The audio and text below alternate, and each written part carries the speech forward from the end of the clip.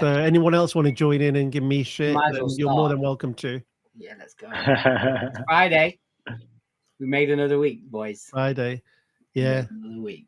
And you know what? This is the first time we've actually spoke in ages, us three. I mean, you guys just ignore me all the time now. Yeah, That's why it was a great week, actually. It's been a brilliant No, week. it's a great week for you because you got some like hella great news to announce. I think. I know you've been hiding it. Yeah. I made it into the private privilege exclusive group of top voices of LinkedIn, which is great. Yeah. Yes. Who knew? So if someone like me made it, it's that's proof that it's really, really possible for all of you guys. Now I'll tell you why though. It's like you're consistent, man. You're consistent. You stay in your lane.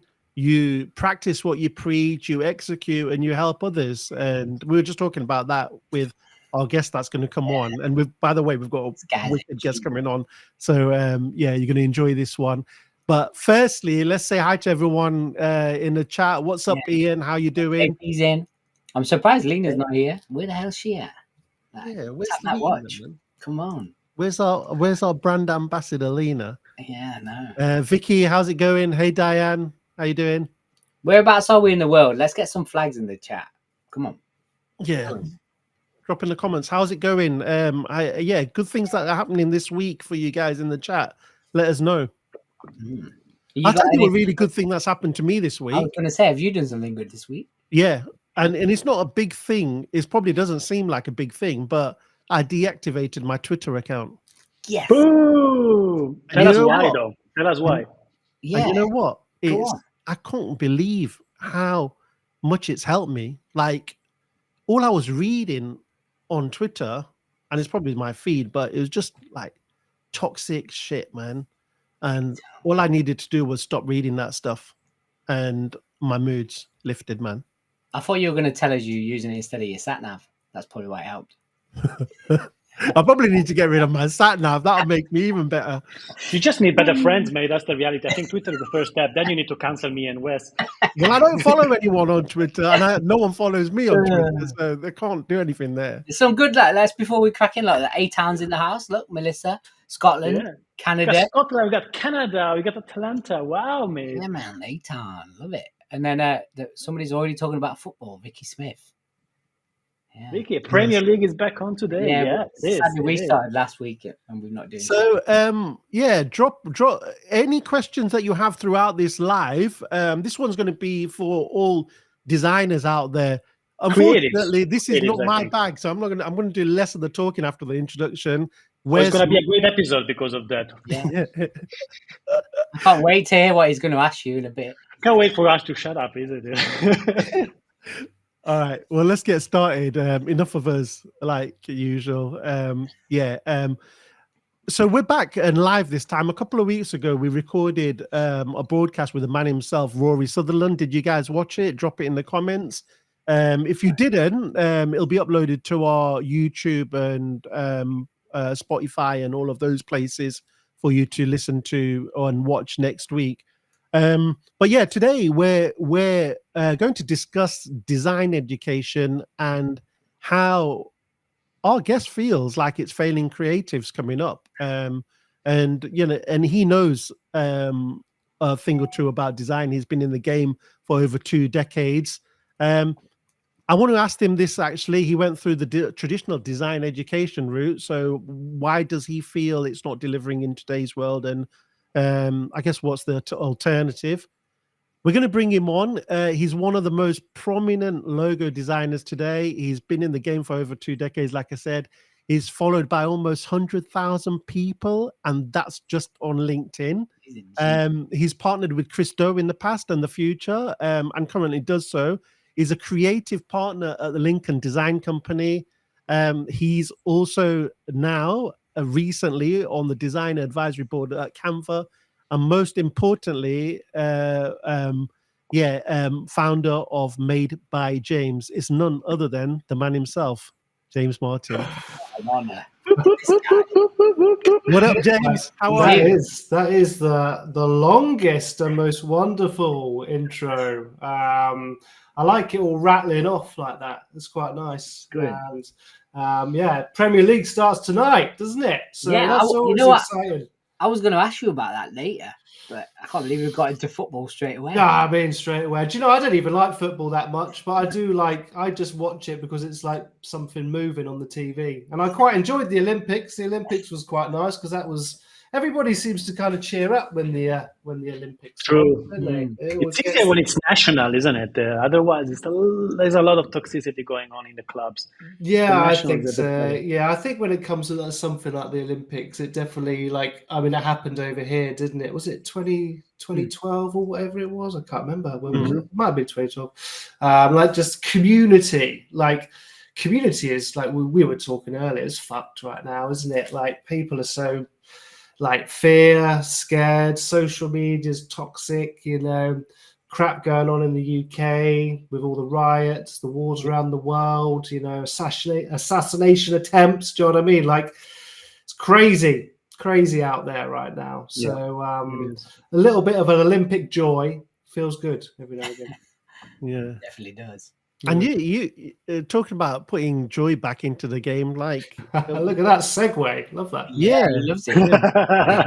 like you do a lot to help people, like just generous with all your content. And I see you in my feed, and it's just like one thing after the other, like you just giving and giving and giving. Big part of your why?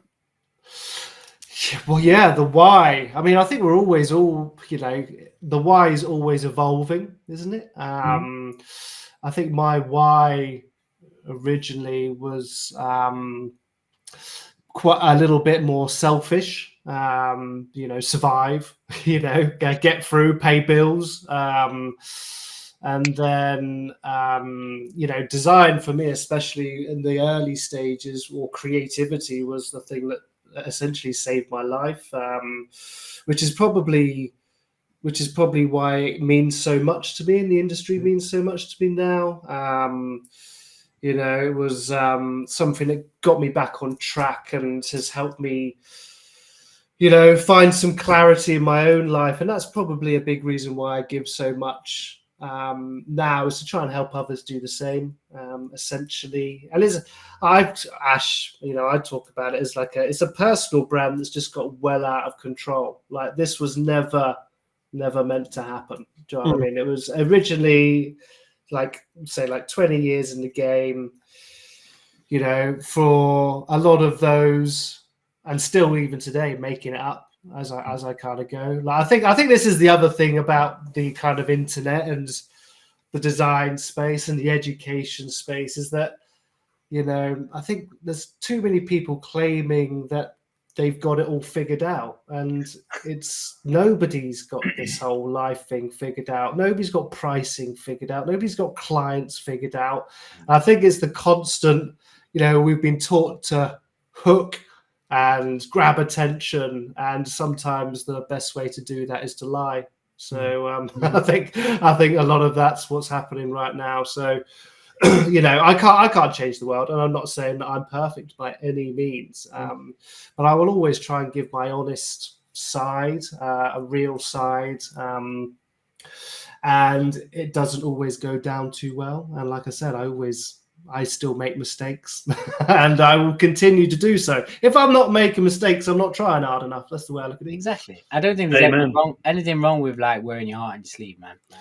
Yeah, but I think it's tough to wear your heart on your sleeve right now, because it's so easy to get offended, or people are easily offended, and rightly so. Do you know what I mean? I'm not saying that.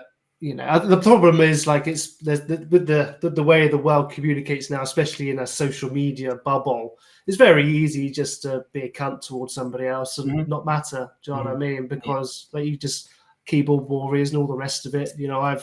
I've seen the best of them, and it's just the stuff that gets said would never be said to anybody's face. And I also think this is again the problem with the education space trying to bring it back is that people can just say stuff without it mattering. Yeah. You know what I mean? Because all they care about is whether it grows them an audience or whether it gets them some engagement. And like, they don't really care. They just know that. I mean, you've seen it. You know, we all know Chris well, and you know, people will potentially just take his words, change the colours, and claim it as their own, and pretend that they know it all. And it's just so easy to do that now. And like, being an older bastard, I've always kind of grown up knowing that I should always check my sources and be like, if somebody says something like, okay, that's an interesting thing, let me look into them. Like, who are they? What have they done? What's their background? Like, how long have they been in the game? Like, is this relevant? You know, blah, blah, blah, blah, blah.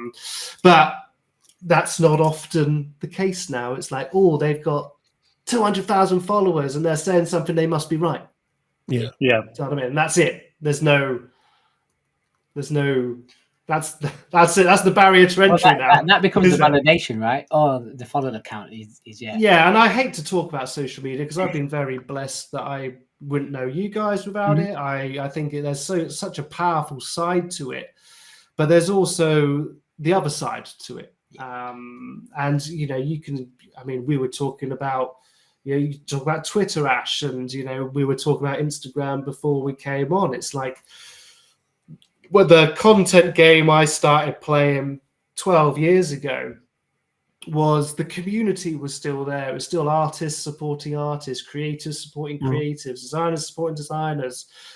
Something shifted a couple of years ago and it just went colossally crap. But I also think it's like with anything, isn't it? Like when these things scale and money becomes a thing and ads get added and it's all about marketing and sales and do you know what I mean? Like it is what it is, isn't it? And like I say, when I try and get in it and run away as quickly as I can to just save my own sanity, I still like the trees, climbing trees and walking and stuff. But again, I'm older, I should say. I think we're all in the same boat, mate. Yeah.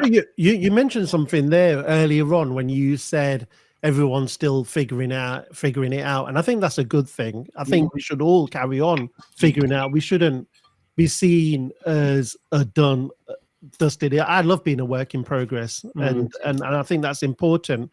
But going back to design and obviously the topic that we're talking about today, that figuring it stuff out, is that partly a failure of the design education system, do you think? Or it's a good question. I mean, like I said, I'm 20 years into my career and I'm still figuring it out. I don't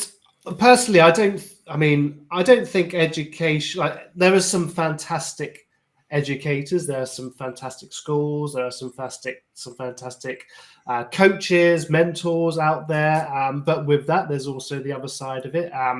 So I hate to generalize because I think it is a slippery slope when you overly generalize. But the thing I have found through my research and through speaking to different people, I think there's multiple levels. I think the access to information now is so much more readily available, and that information is not always correct. And the problem is with that, when people say, if you're not making 10K a month, you're not successful. If you're not making six figures, you're not successful, or do this process or do that. Like creativity for me is very personal. And I think as a creative person, we're all fairly creative here. Like there has to be a personal element to it, but it's become very templated and cookie cutter. And the problem is, what I feel is that a lot of education is kind of very conventional, very predictable. But the problem is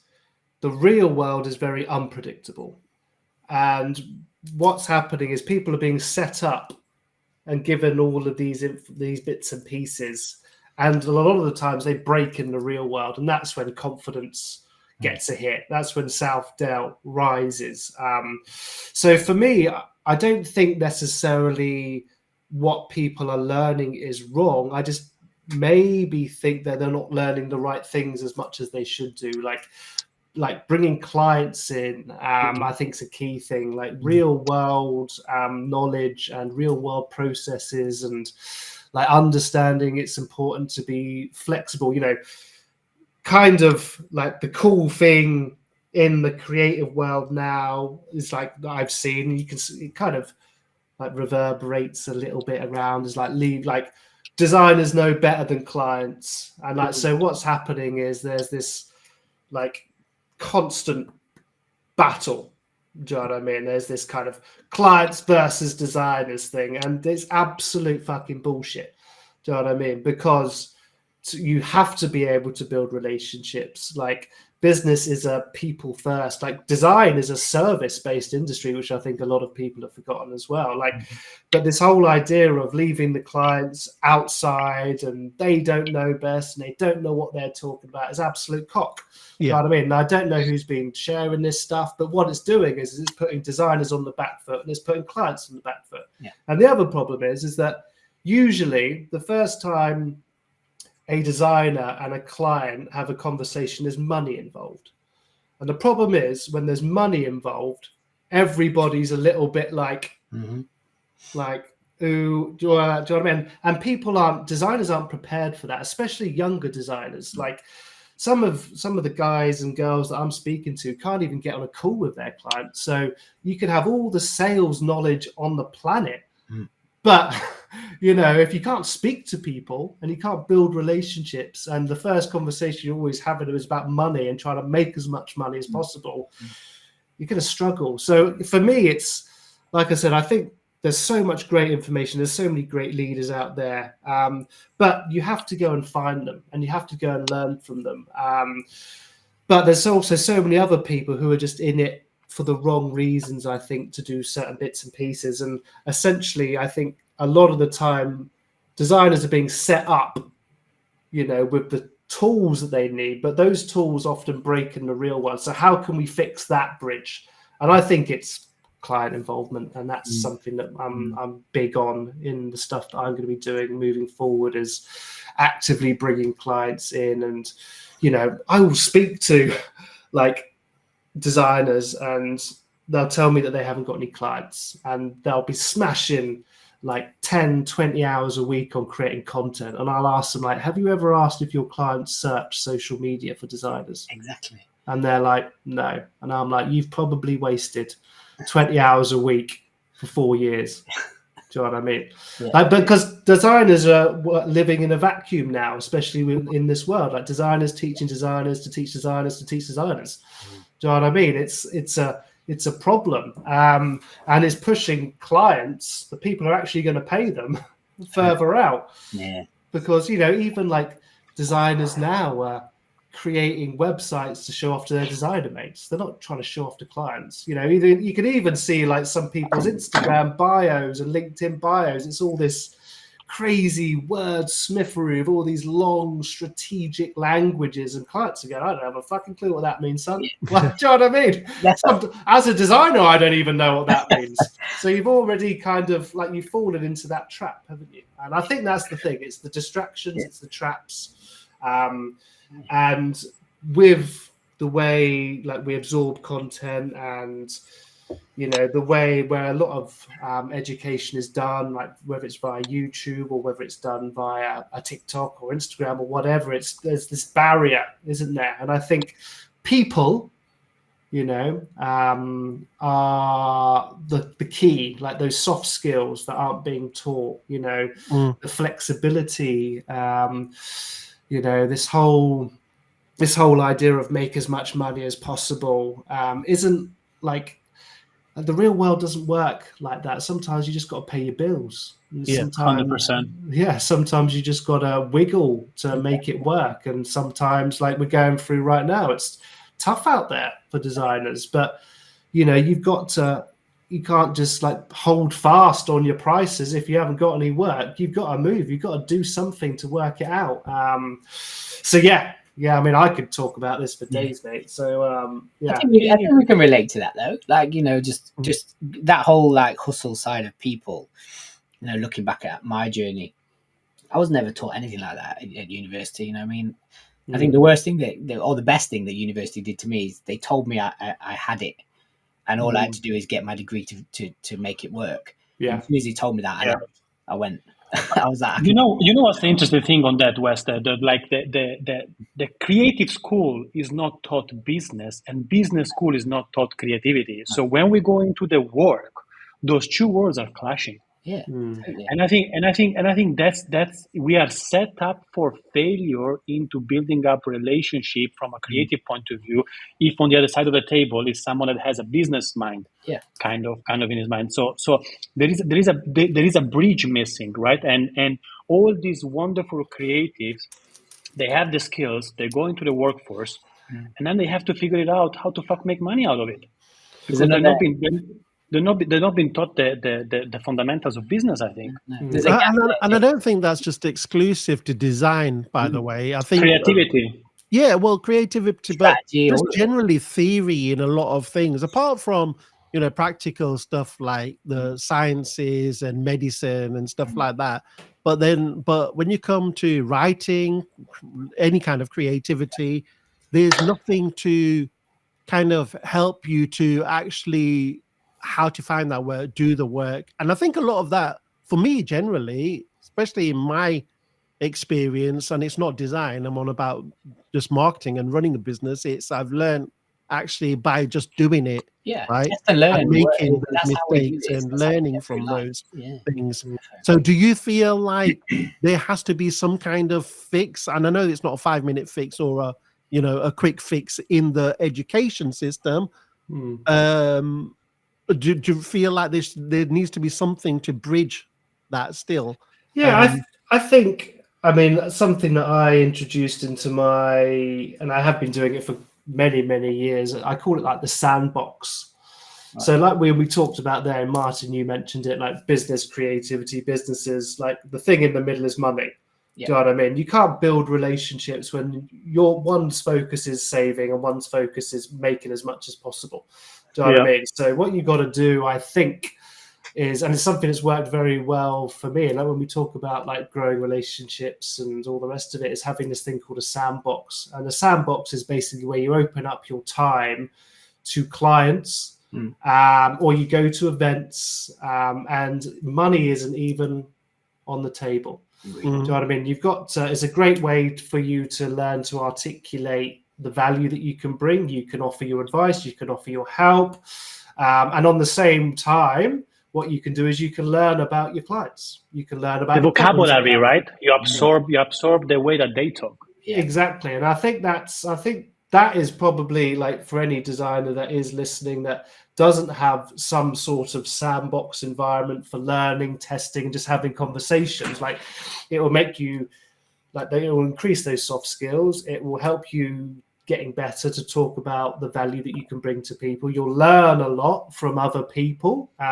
So I use it, and you just invite people on, half an hour on a Zoom call or whatever it is. It's like, I'm here to help you with any brand-based questions. Like, if you have any questions about the brand world, the design world, I'm here to answer them. But in return, I'd love to ask you some questions about your retail business, like the things that I need like information on, because essentially, like, I might not get anything out of that particular relationship, but the next time somebody in that industry comes to me, I have a huge amount of knowledge about how I can help them, the things that they need, and all the rest of it.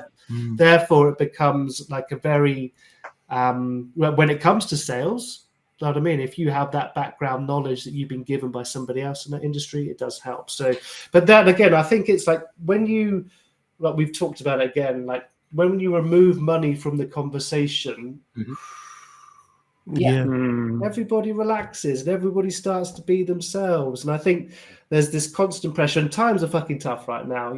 Cost of living crisis. I think that's the part of the issue, isn't it? Yeah. Recessions with, whatever, COVID backlog, all the things that are going on in the world.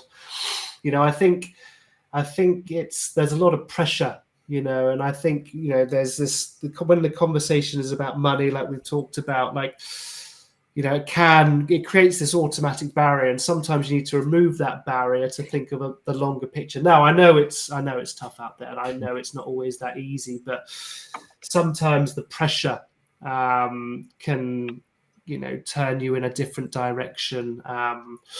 So yeah, I think removing the money as much as from conversations in and around business as you can is a really beneficial thing. And I think it's something that, you know, people can easily do. And I think this is another thing, like this isn't just education. Like designers do have to take some responsibility for their business and their actions as well. Like if they are struggling to talk about like converting sales or getting the sale on a call, like remove yourself from that and go and test yourself and learn, and just go to like networking events and just go and talk to people where there's no money involved. It's just getting friendships and building connections. I think that would be a really important thing. But even at, you know, schools or, you know, educational facilities, colleges, universities, I think bringing people in and just getting, you know, these younger minds to have proper conversations. And yeah, you're not going to know it all, you know, nobody knows it all, but just having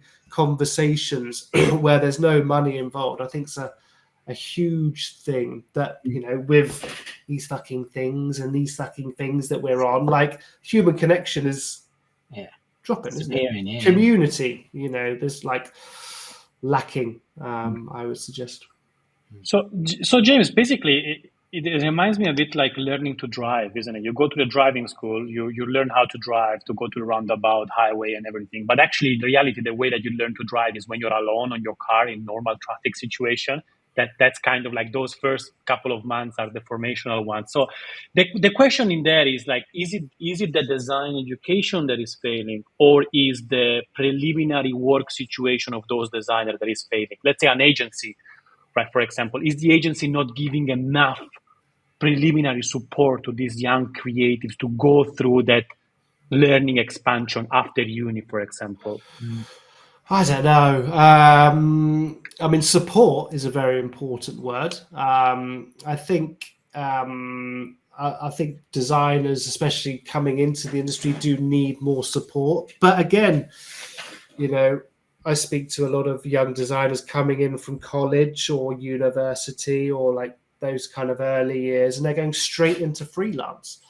And like, exactly. Good luck. Do you know what I mean? Like it's fucking chaos. Tough. Like it's chaos. Exactly. It's chaos. I know some people who have been in the industry for 15 years who can't make it as freelancers, and they've got all the knowledge, all the skills, all the protocols. But again, it's this like, there's this side of it of like, if I don't make it in 2 years, I'll do something else. Do you know what I mean? Whereas when I kind of started, it was like, this is a 40, 50 year thing, and I know it's going to take time to get there. Yeah, exactly. But I mean, support, I think, like, I mean, it's really like, again, like it's difficult to get a job. You know, it's tough. You know, I look at some of these, you know, junior design roles, and you have to be proficient in, like, expert in design, Photoshop, After Effects, and I'm like, you fucking, what are you talking about, dude? Like, you know, the person who's wrote that is like, ever invented. And do you know what? What I'm going to do is I'm going to pay you $16,000 a year, and you have to do 40+ hours a week, and you have to know everything. You know what no I mean? Time, no nothing. Yeah. So I no think extra time. I think it's a really. I think it's a tough spot, because you can understand from business's point of view, they're getting squeezed. You know, budgets might be decreasing. You know, they want to get as much bang for their buck as possible. So I think there's a underlying issue, and it's not necessarily a design industry. It's an economic. It's a, you know, I think COVID with, you know, the remote working changed a lot of people's mindsets, and now people want to work from home and have a bit more freedom, where a lot of business owners are like, no, you come, you know, that's not how it works. And there's this, you know, there's also the generational side of it. Like, people talk about certain generations being slightly lazier, but there's also the other side of it, is that the younger generations know that there's easy ways to make money. Yeah. Do you know what I mean? So there's this constant battle, and I think we're at a very interesting point with reference to education and generations, and, you know, the influencer kind of world. You know, it's like this whole idea of a 40-hour week, and starting at the bottom and working your way up over 20, 30, 40 years just doesn't excite people anymore. And also, like, I had to go to the library to find out information. Do you know what I mean? Like, now I can just go on there and I can just like use ChatGPT. I can find out anything in a second. And the problem is like, I think the problem, I can't remember who it was. I think it might be Mark Manson or something. He was talking about this kind of whole idea of like our parents' generation. They would have a really good knowledge of like 2 or 3 things. And it might use like the job that they did. And then it might be like a hobby and maybe something else, but that was about it. But today, everybody thinks they know fucking everything about fucking everything because they've got little bits of knowledge about everything. So this is why everybody thinks they can do everything themselves. This is why everybody has an opinion on something because they've read a tweet on it and they think that they have they then have the option to put their opinion across. And I think this is why there's so much toxicity, is because everybody thinks that they know more than they do. And I think that's a big problem. I think the information overload is a big problem for people. Like we were talking about it earlier, like people might think that they're a very accomplished designer because they've read a few of Chris Do's posts, for example. They think they know strategy down. Do you know what I mean? But all they've done is they've read a bit of information and then just said it to somebody else. They don't know it. It happens in a lot of industries now on social media, whether it's strategy, marketing, design. You're right. Take us back to when you started, and I know it was a little bit different there. You mentioned the going to the library and stuff. I was gonna lean into that one. Go on then, Wes. So I think James is leaning into something there. Like if just hearing out what we talked about in the last half hour, if in our generation we had to get up and actually give a shit to go and find something out, right? Or we'd have to, or if we're presented with a scenario, our generation would hustle to figure something out.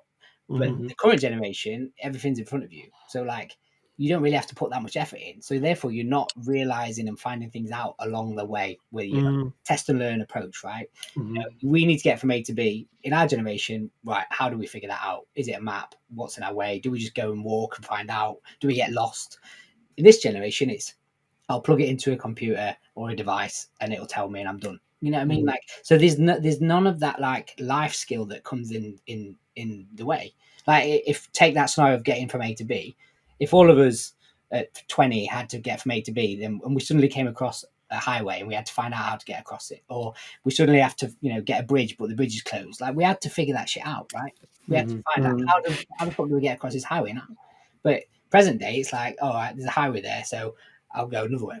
I've gone another way around, and before I've set off, I'm good. So there's no learning on the way, is it? It's just doing. Like, and I think that metaphor I've just related to there is what we're all kind of saying. If anyone from our first internship through to our school teachers, whatever, they're not giving us the chance to find it, get lost, figure it out, then that life skill of emotional intelligence or self-motivation or whatever is just disappearing. And I think that's kind of what James is alluding to. And they talk about it in terms of you know, when media, I mean, it's kind of an interesting point, and we can bring it back to education, but like in the kind of 1990s was the kind of start of like the helicopter parenting kind of side of it.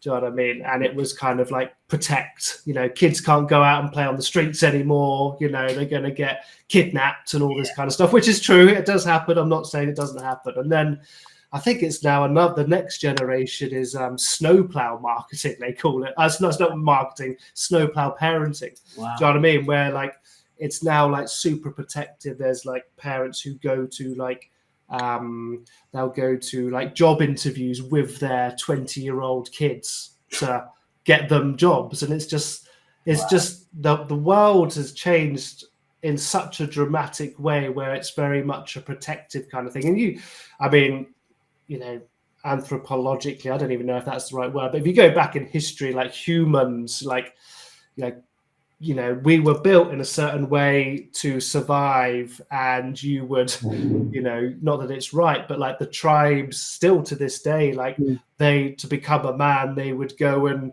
like take a spear out and they'd have to go and kill a male lion. Yeah. Do you know what I mean? And if they would either live or they would die. Do you know what I mean? Whereas now, like, there's not that that's a very far, that's far apart. I was My going to say, point- I'm out. yeah, I'm done as well. So I'm quite happy on my nice little chair here. But my point is that, like, it's taken, like, this kind of very comfortable world that we live in now is actually making us less resilient. It's making us like the rise of like AI and technology is making us less creative. You know, it's making like problem solving is like, you speak to a lot of like young designers and they don't know how to solve problems. They don't even know what the problem is they're trying to solve. They just know that they have to say that because that's what designers say. And this, I don't want this to be a generational thing, because there are so many talented youngsters out there who are doing some great things, but it is like a generational thing that is a backup from like that kind of helicopter parenting. Like, not that there's anything wrong with this as well, but you know, you learnt to lose when you were a kid. Like, you didn't get prizes for last place. You know, it was a first, second, third thing, and whether that's right or wrong, but it taught you to try harder, be more, or do more, and like add that competitive nature. Now, again, I'm not saying whether this is right or wrong, but I think everybody winning all the time has created like a very weird thing for, and I was speaking to, I've been doing a lot of research into university students and lecturers and stuff like this, and this one wonderful lady I was speaking to who gave me her time, she was talking about, she's been in that kind of industry, like university space, for almost 20 years, like taught some of the most amazing designers that some of them we know today. And she was saying, like, when she started, like a 2-hour lecture was very normal.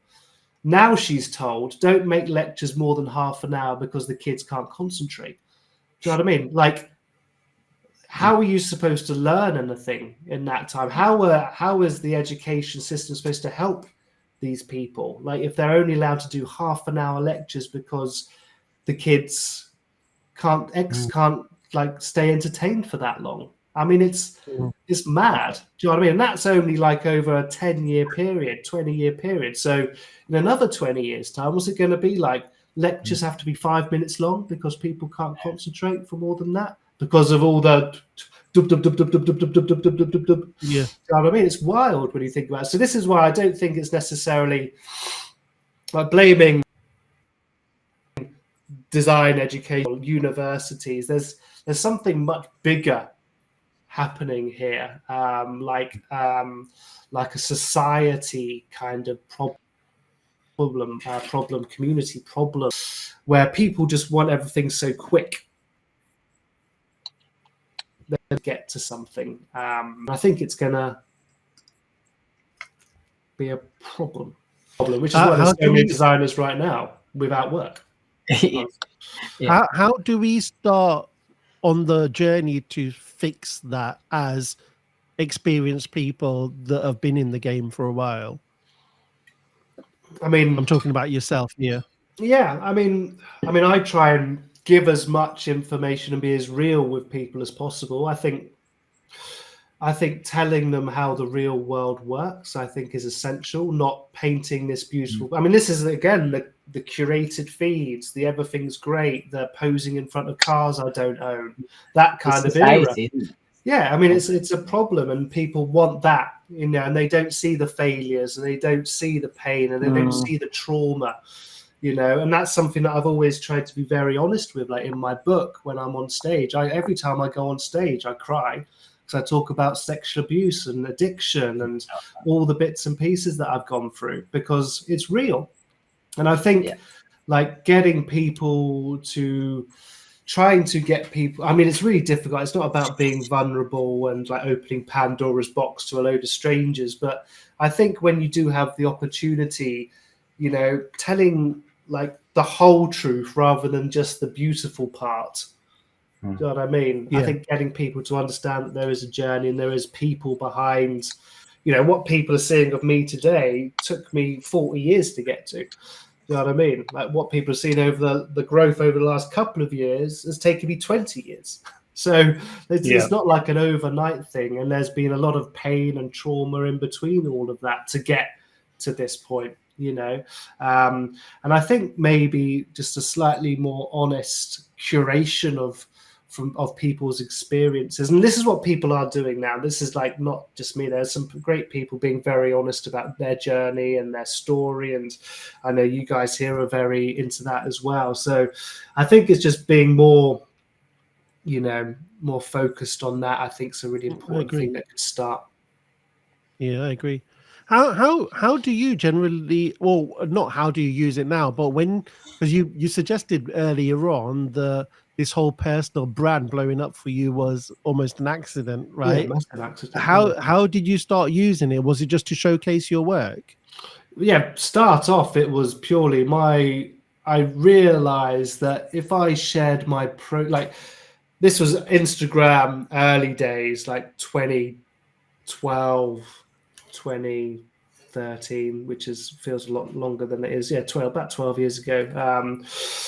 I realized that there were a lot of people sharing work, but they weren't really sharing the process. And I was like, well, for me, like, the process is the fun bit. You know, like we talk about the journey of getting to here, it's all the stuff that's happened before it that is quite interesting to me. So I just started leaning into that. Sketches, drawings, started talking about, I realized that people were never going to buy a logo off me. They're going to pay for my brain. Yes, That's what they want. So if I can tell them more about that, it might catalyze some growth, and not necessarily growth, but if I can get clients to see that side of it, maybe they'll employ me. That was the only thing. And then obviously with that, other designers found it interesting and intriguing too. So that just slowly grew. And we're not talking about overnight. You know, I was creating content and showing my work when no fucker was watching.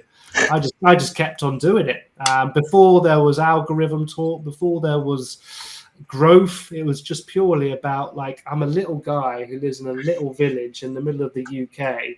Like, no fucker knows who I am, you know, and like I was working with the local area and I saw like internet, you know, maybe this is a way of just expanding that reach, you know, because for me growing up, it was start in your village, then you maybe go to the local town, then the city, and then if you ever worked in anybody in London, fucking hell, like, made it. That was it.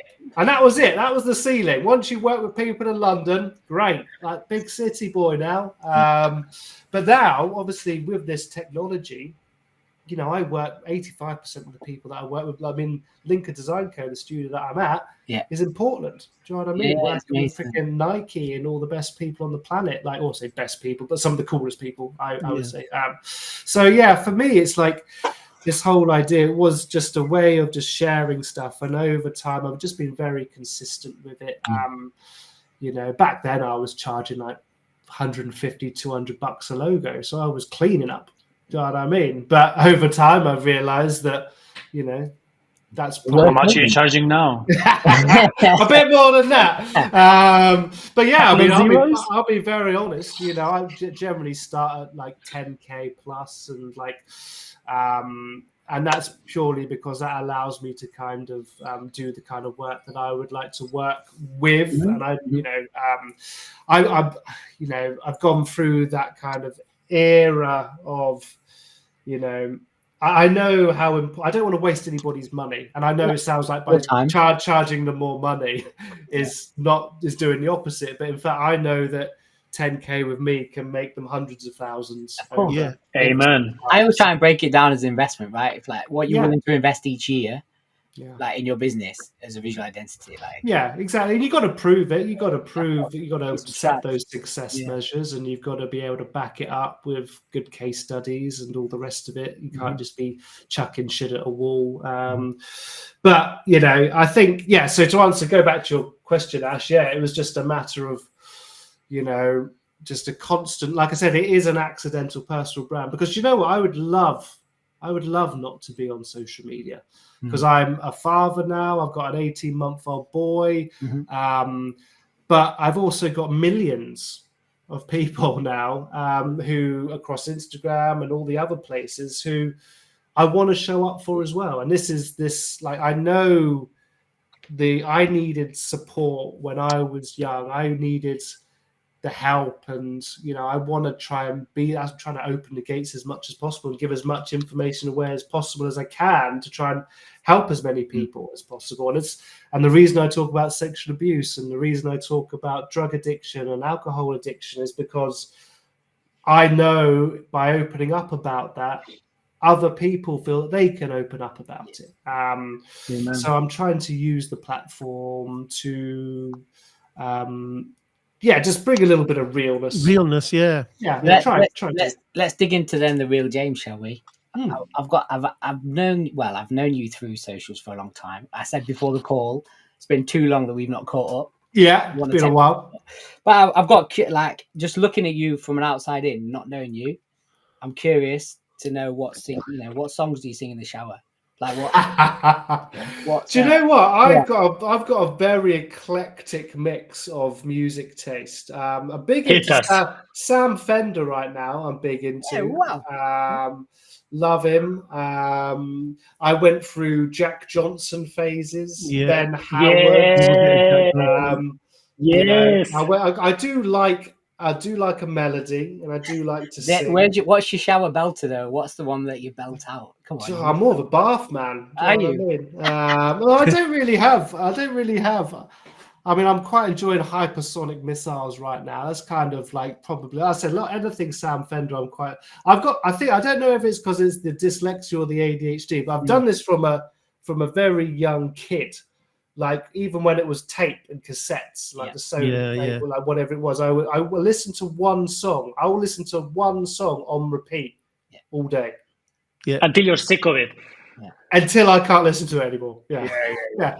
But until I get to know the words, because I want to learn the words so I can sing along with it. Yeah. But then I've listened to it so much by then. But the problem is, or not the problem, but the great thing is 2 years later when I hear that, I know all the words. Oh my God. Oh my God. But after a couple of years, you hear it back. Those emotions come back. My mom used to do the same. Like I would play a song for her. She would love it. And she would fucking bust my ball for weeks for it. And I started to hate that song so much. And then slowly it was fading out. But then after a couple of years, it plays back. And then you go back into that specific memory of like 15 years ago. Wild. So just following on to that then. So besides you buying art, like what you got any other guilty pleasures? Guilty pleasures. Come on. Let's introduce the world to James. I mean, I don't. I mean, guilty pleasures. I mean, I've always said I like things that are one of one. Okay. Do you know what I mean? I've got to a place like I'm just trying to. So, for example, like I've always. I mean, you can tell I've got a problem. Like I've got like 500 of the same pens here.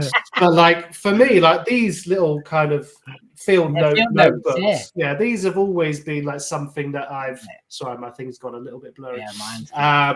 I've always kind of had these notebooks, but then I always have these pens because the different colors help my brain compute stuff. So I got my mother-in-law to make me like there's only one of these in the whole world.